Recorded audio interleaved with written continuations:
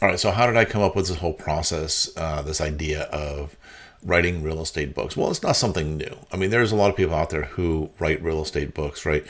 But I started out, first of all, I saw somebody else had a book many, many, many years ago. Guys, I've been doing this for 25 years and I'm still active. I'm still out there every day listing and buying and all that stuff. And I saw the book that this other person had, and I went, you know what? I'm not exactly sure why. I don't know the specifics, but I know that I need a book. I know that I have to have a book, right? And so I started the journey of writing a book. Well, back then there wasn't self-publishing. There wasn't a lot of the other tools and things that are so simple now to write a book. The process was very difficult, and this is why books are such a high value, is because it's perceived to be so difficult to write. Well, I spent months and months and months, I want to say it's something like 18 months or something like that, writing one book. I finally got the book out. I finally finished it, had them printed and things like that, and I started using them, and I was making money on them. But I didn't have a certain portion of the process put together. So how do I utilize a book in a way where I can actually create as many books as I want, or I should say print as many books of the same book that I want, and have it cost me nothing, right? And so what was happening was I was falling victim to the same thing that a lot of other people would have, where I would have a book, and I was very cautious about who I gave it to, because at the time, whatever, the books cost me $7 or $8 each book, okay? Now they're 3 or 3.5. But anyway, so there were $7 or $8, or even maybe more sometimes. And so I was very cautious about who I was handing them out to, because, man, that adds up quickly if you're just freely giving them out, right? Which is the big mistake, and was the big problem. Why a lot of people say, hey, books don't work for the real estate business. And so I kind of got away from it. And then came along these services where they said, hey, we already have books written. We'll put your name and picture on the cover. And there's more than one of these companies that do this, which I thought was brilliant. I'm like, oh, gosh, okay, great. I don't have to write a book. And I put it out there. And then so that I still realize that there's value in a book. There's the importance of having a book is so critical.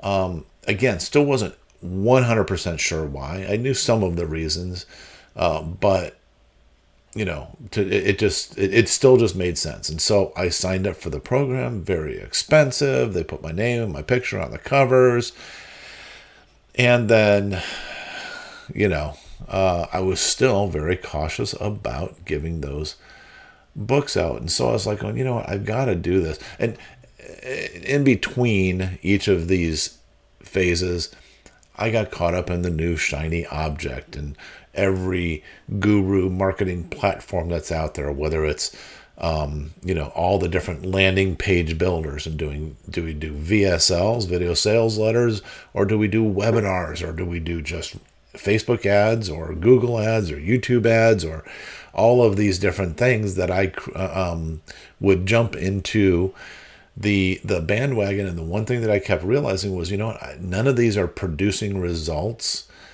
like whenever I had a book. However, I had to figure out how to mitigate that cost. And a lot of people teach, they go, Anthony, well, all you got to do is go get a lender or a title rep or an escrow company or a home inspection company or a termite guy or somebody like that to pay for the books. And so I even did that. And I said, okay, great, let me get some of those people. But the challenge with that is that they want to see return on their investment. They're going to have an ad on the back of the book, but unless for some reason you have very strict tracking mechanisms in there so that when it calls, it says, this call is coming very specifically from Anthony's book, then they don't know that they're getting their $300 worth or whatever it is that you're charging them to put that ad on the book. So I had to figure out another way to say, okay, how can I write a book in a way where I can make money from the book, even if the people aren't calling me to buy or sell with them.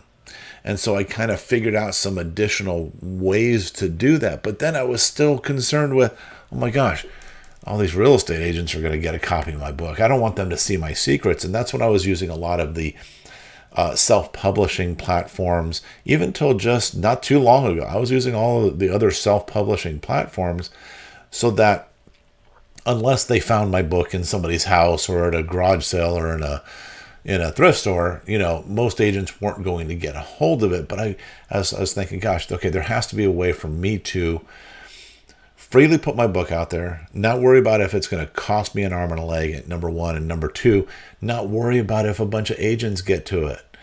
And I figured all that out, and as a result, I get to print as many books as I want, because even the people who don't buy or sell with me, they're helping me pay for my book.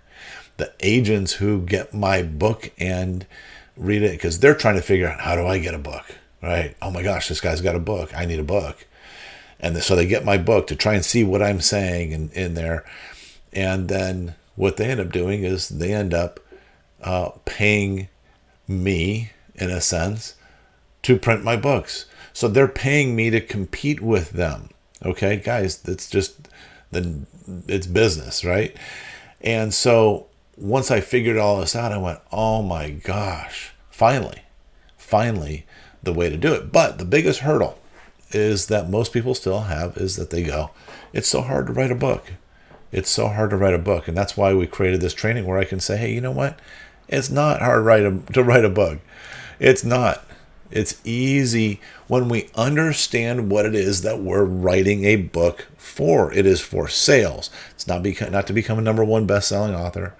It is for sales, and also it is to, do the pre-selling for you long before you've even ever spoken to anybody, right? Which then puts you at a completely different level. Because look, do people perceive real estate agents in general as, well, they all do the same thing? And I can promise you that they do, and I'll tell you why. I've been doing this business for 25 years. I could sell a listing while I'm sleeping. You know what I mean? Because I know what gets homes sold, and I know how to do it, and I know how to do it quick and efficiently and all that good stuff.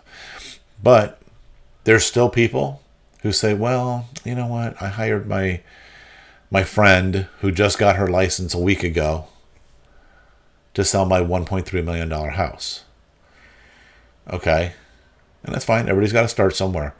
But if people didn't perceive us as all being the same, then they would only be seeking out those people who have been doing it for 25 years and who have an amazing track record, right?